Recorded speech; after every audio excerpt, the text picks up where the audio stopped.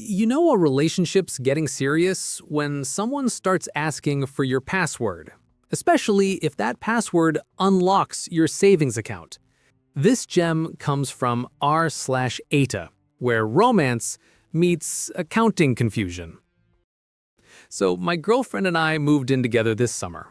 We decided to split rent, utilities, groceries, the usual, based on income. I make about 3 times more, so I cover 75% of the shared costs.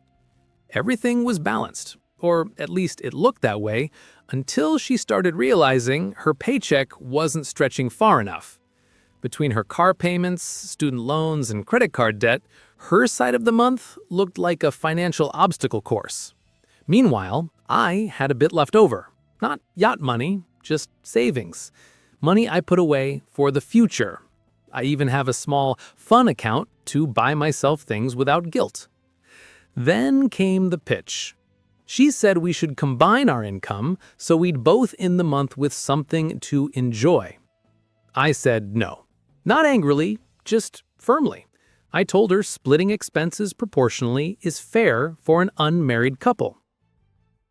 Boundaries around money aren't cold. They're just inconvenient for people who've already decided your resources are part of the package. She didn't take it well. A few weeks later, she was planning her sister's bachelorette weekend.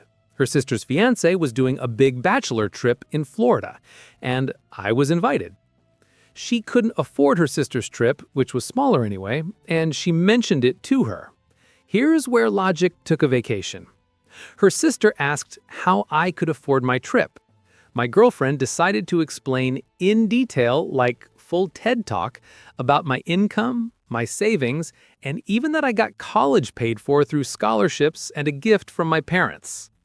Next thing I know, her sister is questioning my choices. My girlfriend starts repeating it like it's common sense. Apparently, saving money while covering 75% of our living costs and paying for most dates makes me someone who doesn't share fairly.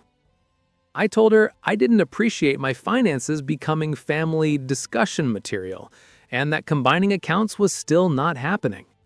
Now she's distant, because apparently fairness means redistributing other people's discipline.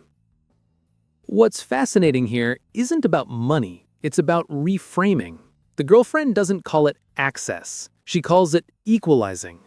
It's the same linguistic shift that turns privacy into secrecy and planning into hoarding.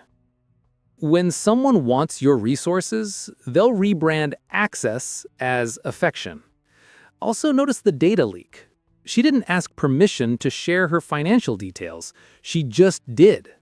That's not partnership, it's oversharing with consequences. One commenter summed it up best. This relationship's biggest red flag is shaped like a $sign. Another pointed out that you should never reveal your savings balance. It tends to activate the part of the brain that treats your account like a group fund. And my personal favorite observation, if she's sharing your finances now, imagine the honeymoon. She'll register at Wells Fargo.